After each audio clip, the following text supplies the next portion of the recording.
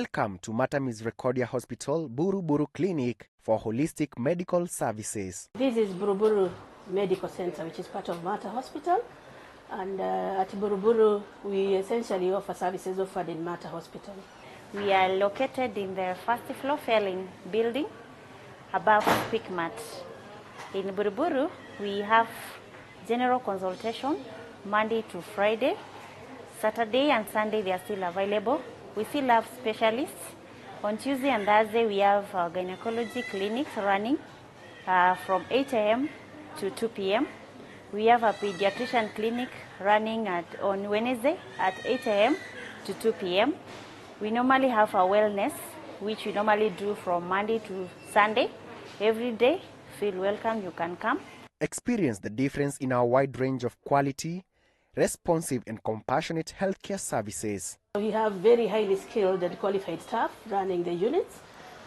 We offer services including doctor's consultation services, which is the general doctor in the outpatient unit. We also have laboratory services and pharmacy services. On particular days of the week, we have specialized clinics, which include the physician clinic, where we have our hypertension and diabetes patients followed up. And then we also have the obstetric gynecology clinic, which is run on Tuesdays and on Thursdays. We have the pediatric clinic, which is run on Wednesdays. And then we also have the ENT clinic, where we have the ENT doctor coming in, and that is run on Fridays in the morning. There is also a pediatric surgery clinic, which is also on Fridays. Our child welfare, we normally do them on Wednesday, Friday, and Saturday from 8 a.m. to 2 p.m. We have our ENT clinic Friday, 8 a.m. to 10 a.m. We normally have nutrition services on Tuesday to Thursday, and we have extended our radiology services from Monday to Friday to Saturday nowadays. Initially, we were running up to Friday, but currently going up to Saturday. We deliver all our services with utmost diligence, integrity, and equality. We see everyone at the Buru Buru branch. We do not discriminate against anyone, either on race, on religious grounds, or disabled people. You are all welcome to receive services at our branch. Be assured of privacy. We normally keep to our ethics. We are so compassionate to our clients. Integrity is all over. So when you come, we feel you, and that is why you can see nowadays we are running, like every Friday we are having a special clinic. Currently we are running the breast clinic. Next month we are coming up with clear colon screening. So don't forget we are Christ-centered. When you come, and we don't segregate because you are a Christian or a Muslim or Hindu. We treat every client as equal as any other.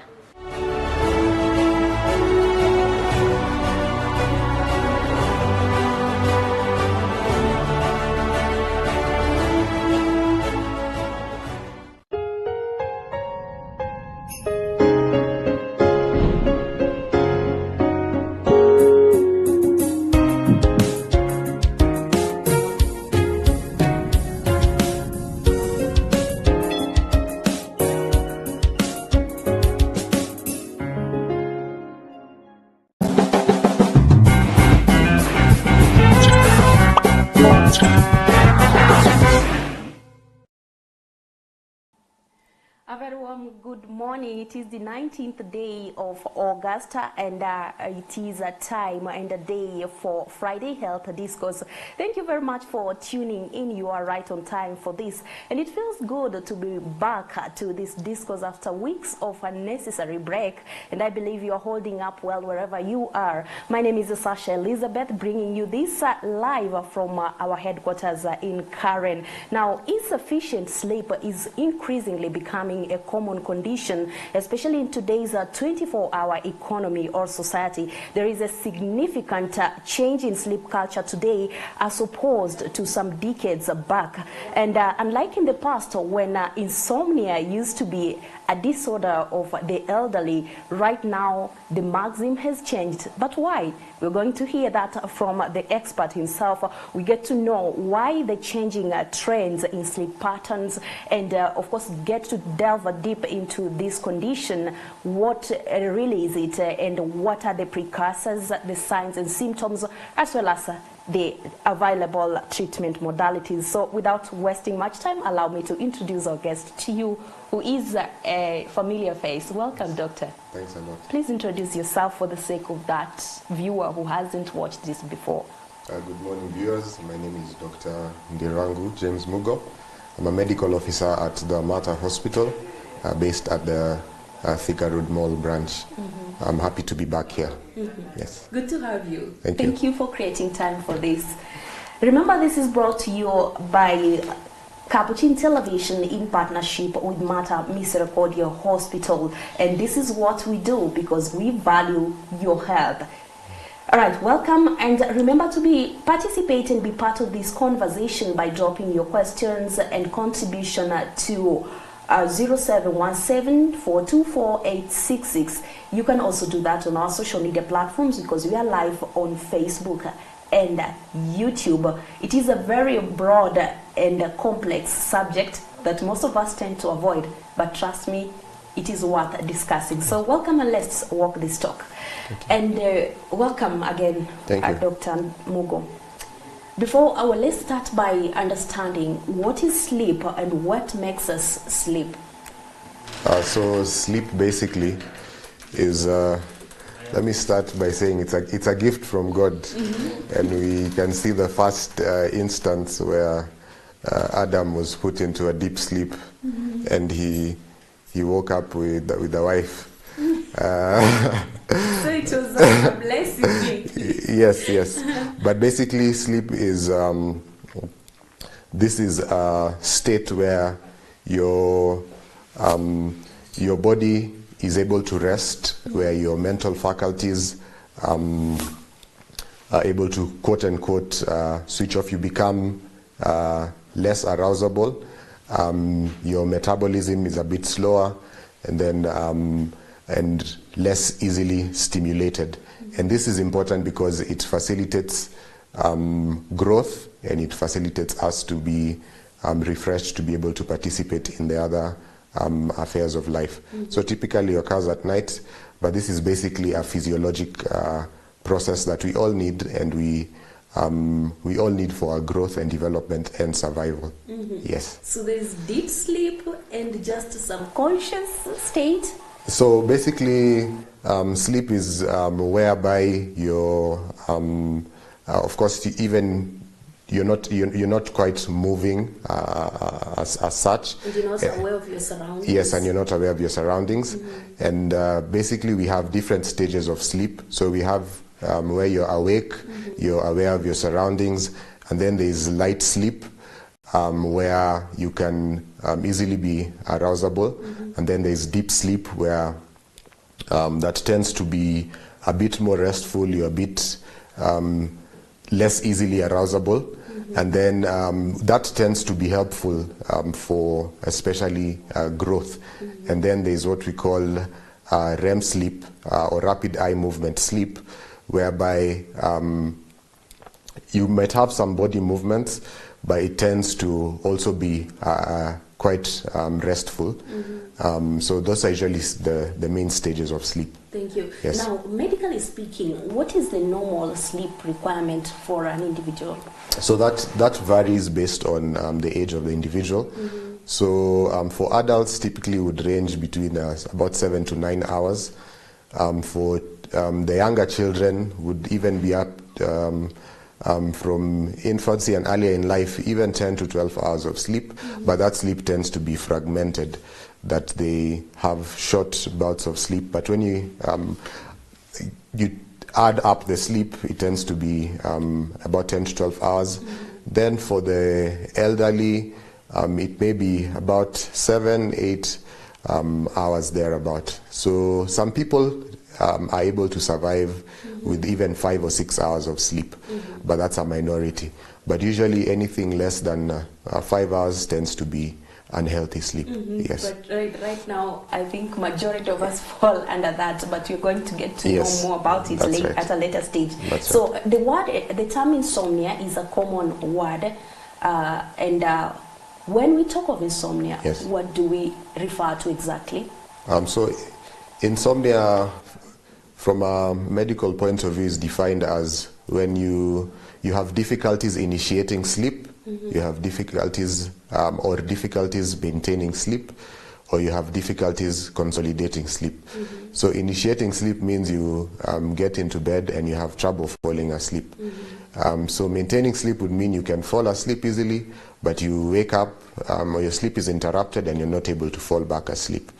And consolidating sleep may mean that you have your sleep is broken up, interrupted many times. You wake up, you sleep, you wake up, you sleep, so that the cumulative time ends up not being sufficient to allow you to have completely rested.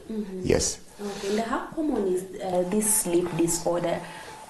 So this is quite a common problem. It's the most common sleep disorder, and about 10% of individuals in the population would have this, but it tends to be more common in women, more common in people who do shift work. So those are medics, pilots, people who maybe work in factories, people like truck drivers, and it also tends to be commoner in people with some psychiatric or some medical illnesses. But for the younger people, they tend to have, especially younger adults, they have more problems initiating sleep. And then in the older adults and the aged tend to have more problems maintaining sleep. So it's quite a common problem. However, in the general population, in a year's time, you might find about a third or a half of the population will have a few nights of insomnia because of various different reasons, which we are going to discuss. Yes. Thank you, Dr. Mugo. Now, as you mentioned, some years back, insomnia used to be considered a condition of the elderly. Yes. But right now, things have changed. Yes, that's right. So what could be the reason behind the increasing cases of insomnia among the youths? As the new adage would go, mambo ni mengi, masaa ni machache. There are so many, of course the culture has changed. There's a lot of, with technological advancements and a lot of gadgets. So we have smartphones, we have TV, we have a lot of platforms for movie platforms, Netflix and such kind of things. We have lots of video games and even portable ones that you can go into your room with. The problem with this, and of course also the job environment has changed, and people are trying to make ends meet, and they may be working multiple jobs, and that sometimes may affect their biological clock that regulates the sleep. But for the devices, there's a chemical that's important for sleep that's called melatonin, that's affected by a lot of light. So if you're using those devices and around the time when you're about to sleep, then that definitely is going to affect your sleep. The other thing that is quite trending is the use of alcohol and other drugs, especially marijuana, cat, and smoking. Those are things that do affect the quality of sleep. And that's of course on the rise because of the things going on in our culture. So for younger people, that tends to be problematic. And even naturally, for younger people, we tend to sleep later. We tend to fall asleep later. But for the elderly people, they tend to go to bed early and wake up early. But for us, we tend to go to sleep late and we wake up late. Yeah, so you see with the dynamics of sometimes school and work, that can be challenging. And that can affect the quality of our sleep sometimes. So it's the kind of life of the externals that determine how what time we go to bed and what time we leave, or Yes. how do we explain the difference between the elderly and the young people that trend? So basically, it's just our biology, and of course that changes as we age. However, for younger people as well, I guess also there would be other psychological factors that would also other acute stressors, because of we are a sensitive generation, Generation Z. So that does also affect the quality of our sleep, because if you have anxious thoughts, if you're becoming depressed, those are things also that are more common in the younger population that also do interfere with our sleep. Yes. Okay, now how do we categorize insomnia? You mentioned, how do we categorize insomnia? Is it based on the severity levels or specific demographics of the people affected? So a simple classification would be into two main types, which would be based on the cause. And the most common would be what we call secondary insomnia, which would be as a result of conditions such as psychiatric illnesses, such as depression and anxiety. And there are also other medical conditions like thyroid problems that can also contribute, some types of heart disease, some respiratory issues like chronic obstructive lung disease that can contribute to, that can cause insomnia. Then we have primary insomnia, or what we call psychophysiologic insomnia. This basically means that, for example, you are exposed to an acute stressor. For example, you lose a loved one, or you have a very serious job interview, or you get character development, or you're in some sort of financial trouble. So those are things that can cause you to lose sleep. And then as that happens, your body develops some responses to that.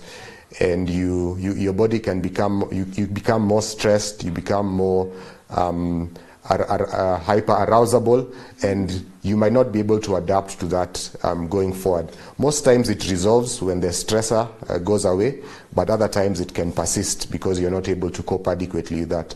So that's usually what we call primary insomnia. Yeah, so those are usually the two main classifications. So there are other things as well that can cause insomnia, such as some conditions that cause pain. There are elderly people and adults with arthritis. There are people with like some problems like fibromyalgia that can cause people to be very uncomfortable when they are sleeping. Elderly men, because of prostate enlargement, they would be waking up many times at night to go to the washroom. So that's one of the things that can also cause secondary insomnia and interfere with one's quality of sleep. Yeah, so mostly it's either the medical, I would say sort of the medical side, and then the other non-medical issues, more psychological. So yes. Those are the main causes of yes. Sleep deprivation to the level of insomnia? Yeah, so sleep deprivation would be a bit different because in sleep deprivation tends to be more voluntary. So for example, you're a fourth year in JQuat, your final exams are just about around the corner, and yes, and your last scene in class was Kitambo, so now you're trying to catch up with a lot of things, or you're trying to prepare for a very serious interview, so you intentionally deprive yourself of sleep, or you're following the election tallies to make sure your MP goes through. So those are things that, but when you might take a few days to readjust, you can have a session of what we call catch-up sleep. So you say, this weekend I'm not picking any calls, I'm going to catch up with sleep, or I'm going to take leave for a month to hopefully, and your cycle is able to go back to.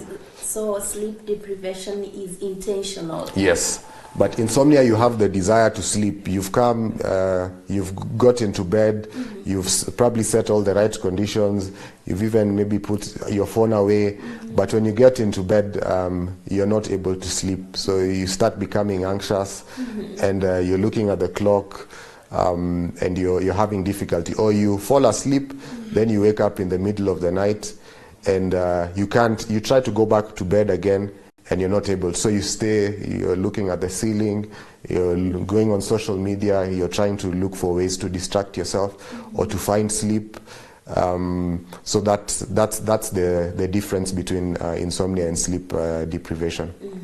Thank you very much Yes. for that clarification to differentiate the two. How can one tell when they have insomnia, or what are the signs and symptoms which are the red flags for insomnia? We said from the definition that you're not able to maybe fall asleep within about 30 minutes, or you're not able to get at least 5 good hours of sleep. So ideally, if you have insomnia, you should have some problems during the day. Okay, it's unlikely to have insomnia and be perfectly well during the day. So you'll probably be irritable, you'll probably have some mood changes, you'll probably have fatigue and tiredness, difficulty concentrating, and your memory may be impaired. So those are some of the signs that you're having problems with sleep during the night, and those are things that if you're not having insomnia, you may not experience. Yes. So generally, it's just difficulty in sleeping or maintaining sleep. Yes. The way they are categorized.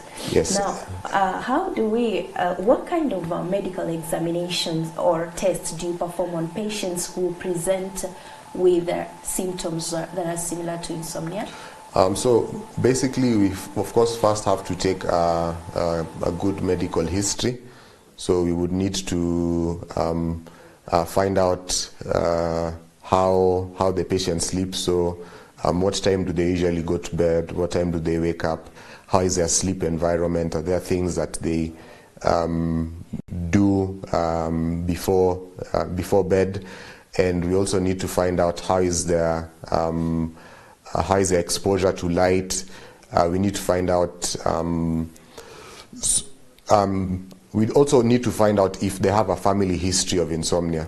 So there are people who have some genetic predisposition, some sort of familial insomnia, and that would be important to know. And in developed countries, they do some sort of gene testing. So the other things we'll be looking for is whether they have signs of mental illness. So we'd be asking them maybe how is their mood, to try and find out if maybe they're depressed. We'd also be trying to find out if they probably have problems with anxiety. And as well towards depression, we'd also be finding out other things like how is their appetite, how is their involvement in other activities, because depressed people tend to lose interest in various activities that they used to previously enjoy. So we'd need to find out that. Then the other thing we'd need to find out is if they probably do some tests to find out if they have any other medical conditions. If the patient has breathing problems, then we might do some tests to find out if there is a lung problem that's hindering them from sleep.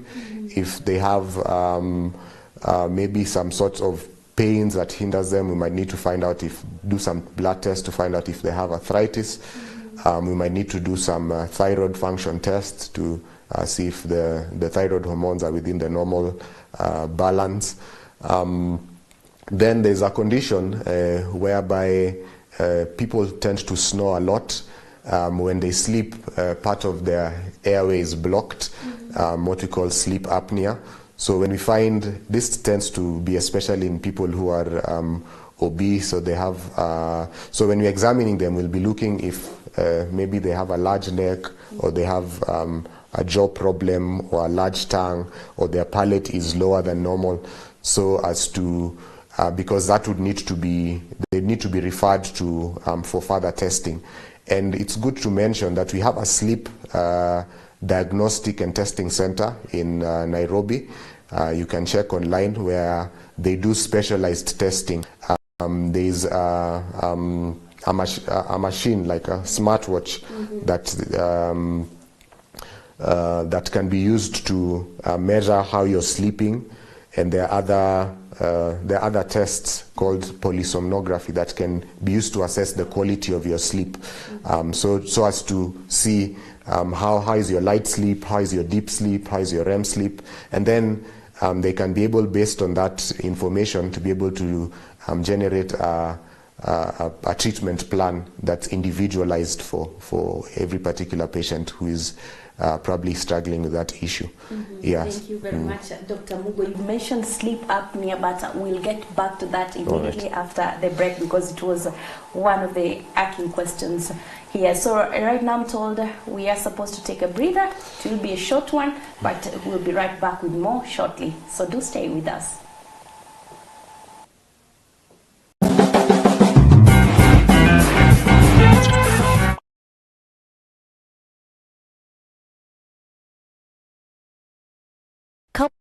TV, your Catholic Broadcasting Ministry. Catherine Macaulay Nursing School is a leading institution in Kenya offering competitive training in nursing education, innovation, research and professionalism. We are a nursing school that was started way back in 1972, chartered as a midwifery school. The school is run by a highly qualified faculty. All the departments, for example, you look at midwifery, it's headed by someone with a PhD in midwifery. Critical care is headed by a highly specialized person with a master's in critical care. Nephrology, the same. Our clinical instructors for these programs are also specialized in their various fields. The school is licensed and accredited by the Nursing Council of Kenya to offer holistic training in various nursing programs. We have general nursing, that is the Kenya registered nurse. We have higher diplomas in Kenya registered midwifery, Kenya registered critical care nurses, Kenya registered nephrology nurse, and also we have theatre nursing, which is called Kenya registered perioperative nursing. We do admit our students from all over the country, especially for the basic diploma, that is the Kenya registered nurse program. And for higher diplomas, we admit, again, we have a Pan-African presence. We have students from Congo, from Rwanda, from Uganda, and from other countries. But basically, most of our students are Kenyan, those ones who have graduated from our Kenyan institutions. Enjoy your learning in a friendly environment with adequate training facilities, including a fully fledged skills laboratory, library, lecture halls, and accommodation amenities. We have good facilities for our training. We have a very well equipped skills laboratory. This is for all the programs, both the basic diploma, the Kenya registered nursing, the midwifery, the critical care. Nursing is a noble profession because we work with our clients at different stages of their lives, right from birth up to end of life. When a baby is born, a nurse is present. When a baby is brought to receive vaccines, a nurse is present. When you fall ill, the nurse is by your side. And even at the end of life, a nurse is present. So we are there to give our services throughout each stages of human life. For more information, call us on 0732 163 164 or 0719 073 164 or visit our website at www.matakenya.com. Capuchin TV, your Catholic identity.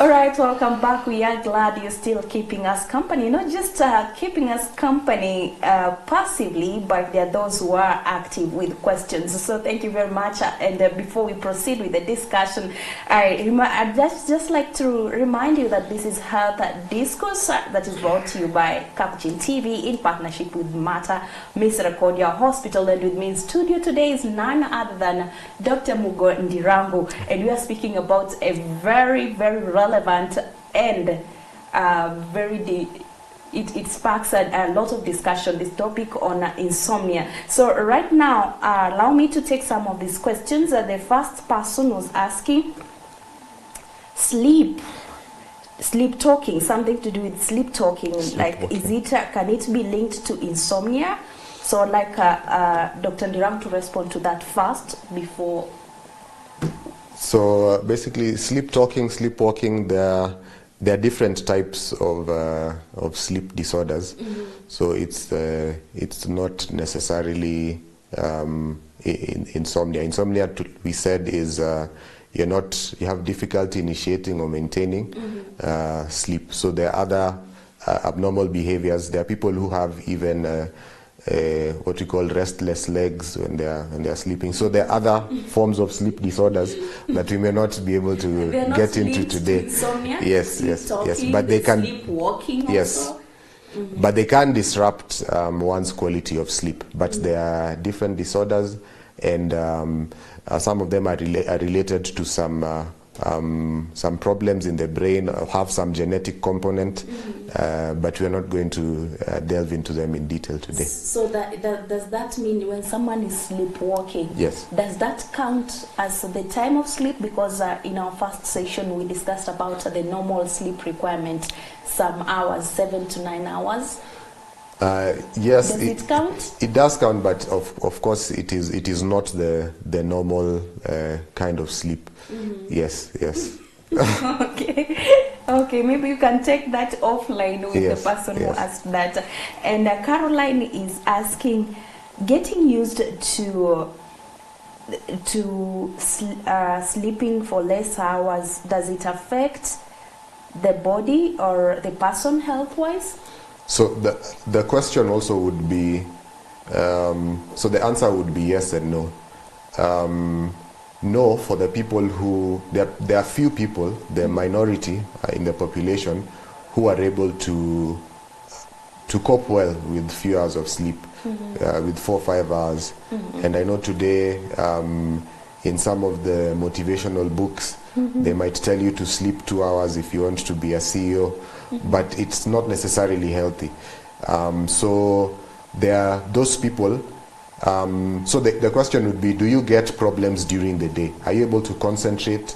Are you able to you have good memory, you're not irritable, you're in a good mood, you're able to function effectively at work or in your other chores? So do you get headaches? So those are some of the things that we'll be exploring to know if you're actually getting good enough sleep. If you are, then that's fine. If you're not, then probably you need to sleep a bit more. But there are some people who their biological clock has adjusted to that sort of arrangement, and if you're able to cope well, then that's okay. That's normal. Thank you for that. Yes. There is this and last question. He did not mention his name, but he's asking what is the best position to get enough sleep? As you mentioned, there are those who have restless, they keep rolling on bed. Yes. Does that affect the quality of sleep? Not necessarily, because there's that stage of sleep where you can have a bit of body movement. However, your tossing and turning doesn't necessarily mean that you're not getting good sleep. Maybe it might be problematic for your spouse, but if you're like me, tossing and turning is not an issue. What matters is the quality of sleep. Yeah. So you can move, but you can still be able to have good quality sleep. So does the sleeping position? So the sleeping position does not affect the quality of sleep? Not quite. Sleeping. Is there a recommended position of quality sleep? In other words, the sleeping position may not be an issue. Whether you're in a position to sleep is the issue. So sleeping position will depend on many things. Will depend on the shape of your bed. So there's no sleeping position that's recommended. There's no sleep attire that's necessarily recommended. I think what the issue would be, what is comfortable for you may not be comfortable for someone else. Absolutely. So it's just trying to learn what works for you. Sometimes you're too tired, you may be able to sleep in any position, even on the couch, or even on the floor. So position may not necessarily be much of an issue, unless for people who maybe may have some sleep anxiety and those kind of things. But for the majority of people, when you're tired, you'll probably be in any position to sleep. Yes. And back to now the sleep apnea. Yes. Is it a symptom of insomnia, or is it one of the diseases that present with insomnia? So this is actually a different condition that causes insomnia. So what happens is you have bouts of where you're able to breathe and where you stop breathing. So this is because you may get some obstruction of your airway at night, and of course you may have some snoring. The next day you may have daytime sleepiness. You're having those problems we mentioned, concentrating, and this may need some further medical attention and some further testing to be able to treat the sleep apnea. There are some modalities that may need some oxygen to be able to open up, to keep the airway open at night. So it's a different medical condition that we need to address differently. Yes. So this is something you dread sleep because of the outcome or the blockage of your airwaves, or it's just that your body now adapts to that the short time of sleep? So ideally what happens is you have some your throat muscles fall back when you sleep, and that blocks part of your airway, so you have problems with breathing. So it cannot be considered as insomnia? Yes. Okay, yes. It's a different yes. disorder of sleep. And someone is also asking here, what about those, this is Michael Ndego is asking, what about those who sleep with their eyes open? Well, I don't think that necessarily, I think that's just a physiologic variation, but doesn't necessarily affect the quality of sleep. Yes, yes. Just like the same as sleep talking and sleepwalking? Yes. All right, so let's get now to the treatment modalities that are available for insomnia. Is there treatment for insomnia? Yes, there's treatment, and there are different approaches for treating insomnia. So how is a patient treated, and how long does it take tentatively for someone to heal from insomnia? So of course we stated earlier that there are different types of insomnia. So for the primary insomnia, the main modalities of treatment would be what we call cognitive behavioral therapy for insomnia, or in short CBTI. And this is a combination of structured and very intensive and personalized psychological approaches that are usually coordinated by a multifactorial team, by a psychologist, a psychiatrist, sometimes a neurologist may be involved, that would try and identify what are the psychological issues involved and how can those be addressed. And usually they're addressed over a couple of weeks. You start to maybe experience some improvement in even up to about 4 weeks, and it may go even to a couple of, you may be undergoing therapy even for a couple of months. You may have maybe even 2 sessions a week sometimes. So that usually helps to further understand. So after maybe some sleep testing is done, then they can be able to see from what exactly is the issue, and the patient can be taken through how to deal with their insomnia. So there are also some relaxation techniques that can be advised for patients, and you can be taught, you can be given the steps on how to relax, and there are also muscle relaxation techniques.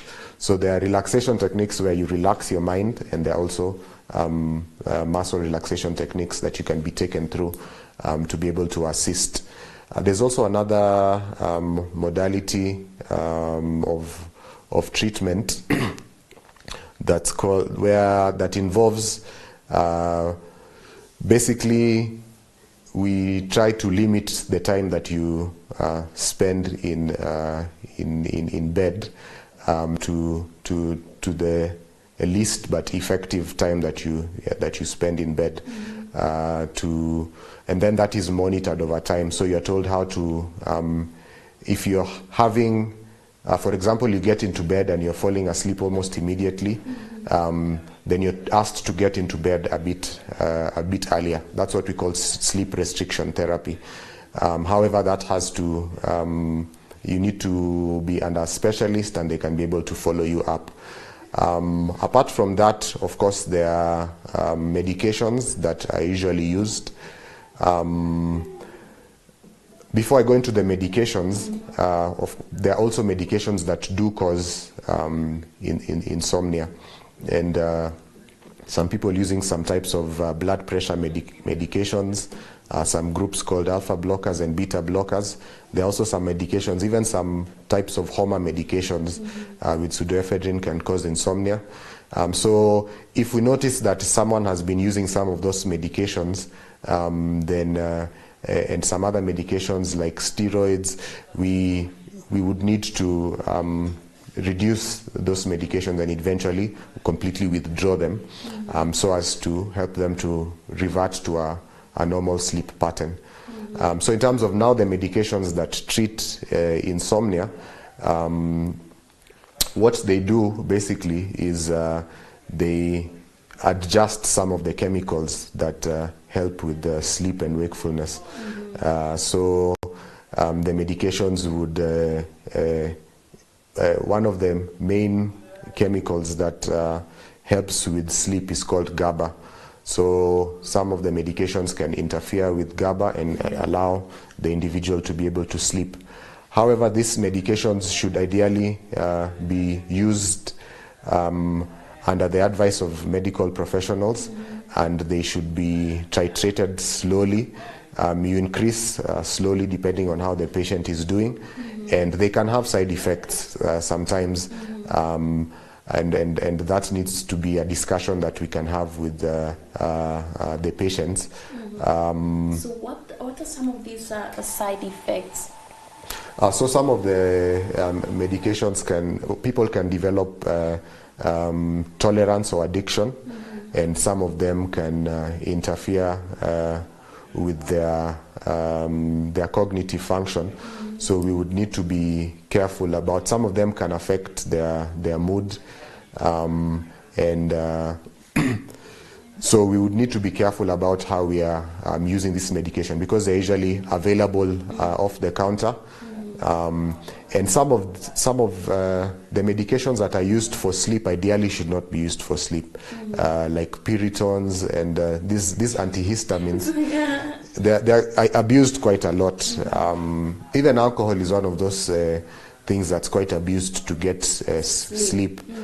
But like the antihistamines, for example, for elderly people, they are not good because they can increase their risk for falls, they cause dry mouth, they reduce their mental function. Alcohol is very, can assist to fall asleep initially, but later on it can interfere with your deep sleep. So that now the next day you're groggy, you're not very alert. So they are not very good. The other thing, of course, things like Mira are also not very good for, you know. So it is important to consult with your medical professional to be able to know how to use these medications. Now, sleeping pills are common among the older populations. Yes. Is age a determinant or when on administering the sleeping pills?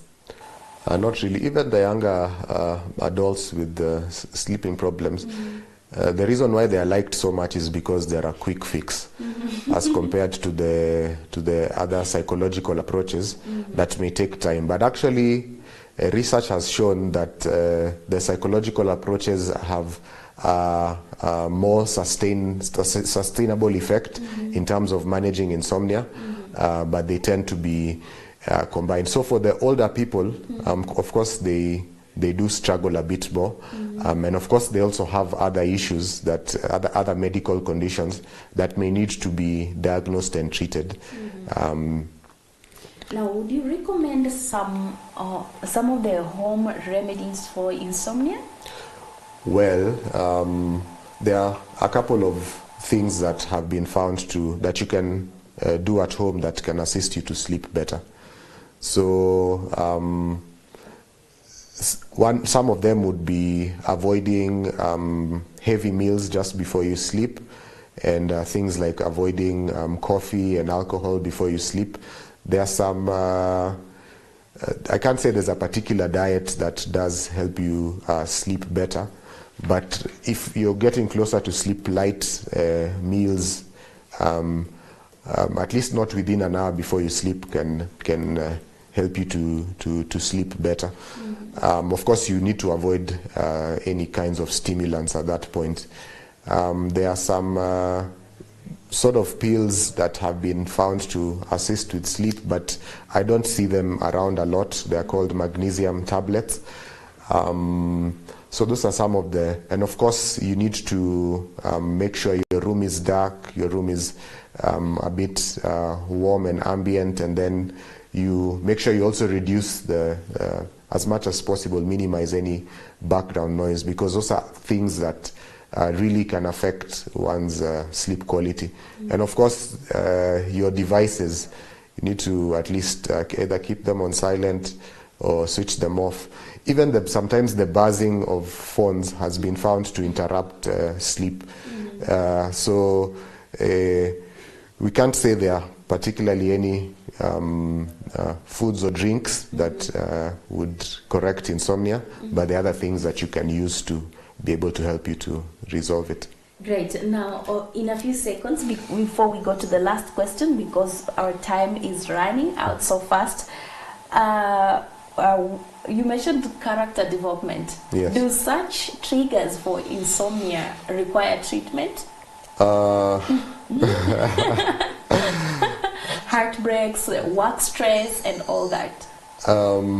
Well, I think there's a place for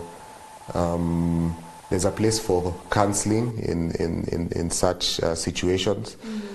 So you may not necessarily need to come to a hospital.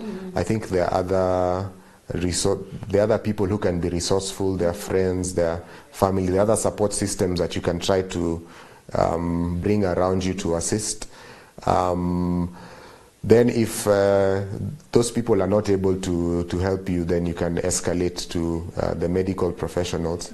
But anyway, of course, the medical fraternity would be a safe space. So even coming to us firsthand, you can guide them. We still can advise, yes. All right. Nando, what are the possible risks of long-term untreated insomnia? So for people who have, because there are some people who don't know this treatment, and there are some people who, because of overdependence on sleeping pills, their sleep in the long term tends to be affected even more. So people can develop diabetes, they can develop hypertension, even heart disease. The risk is much greater. And insomnia even increases your risk for mental illnesses like depression. The risk is about 10 times higher than the normal population. So those are some of the issues, and obesity is also one of the things that one is at risk of because of not getting adequate sleep. Does it increase the risk of premature mortality? Yes, in the long run it does. Okay. Yes. Thank you very much. Now, your parting shot as we close this discussion. So sleep is important. Sleep is a privilege and a gift from God. Sometimes sleep can have challenges, and it is good for people to seek medical help and to not abuse sleeping pills or alcohol or any other elements that would may seem as quick fixes but may not benefit them in the long run. So we are willing and ready to assist. Yes. Thank you very much, Dr. Mugo Ndirangu, for creating time and for this informative discussion. Thank you. We really appreciate your time. And thank you, dear viewer, for your time, for following the discussion. I believe you have learned more than what you expected to glean. If you still have more questions, just keep them coming on our number, and we will try to get the right people to respond to them as soon as we are able to. Now, good sleep, as Dr. Mugo has mentioned, is quite necessary for good physical and mental health and a good quality of life as well. And in our modern, as I started by saying, that in our modern 24-hour economy, sleep problems have been so pervasive and prominent.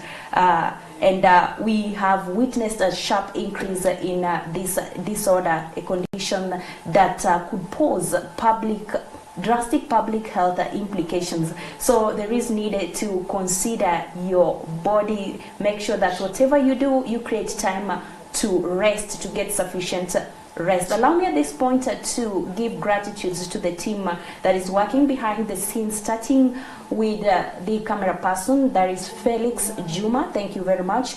Our sound mixer has been Eric Otieno. Then on the visual mixing, we had none other than Ndegwa Michael, and transmission desk, as usual, we have Kibandi Michael. Thank you very much, team, for playing your part oppositely. I appreciate you all.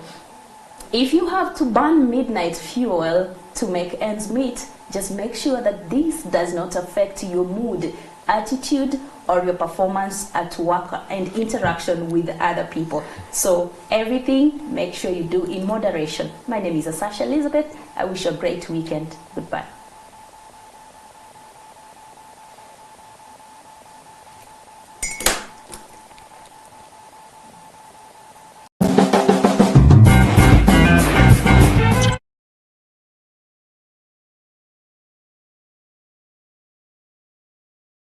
Capuchin TV, your Catholic broadcasting ministry.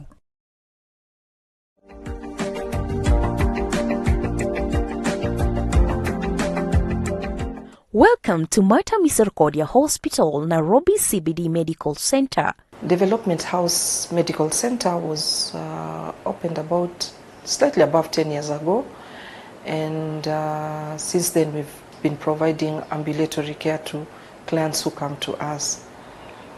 The clinic is located between Tomboya Street and Moi Avenue, right opposite the Pioneer Building. We guarantee our patients quality standards and variety of medical services. At Development House Town Clinic, we have the following services. We offer doctor's consultation.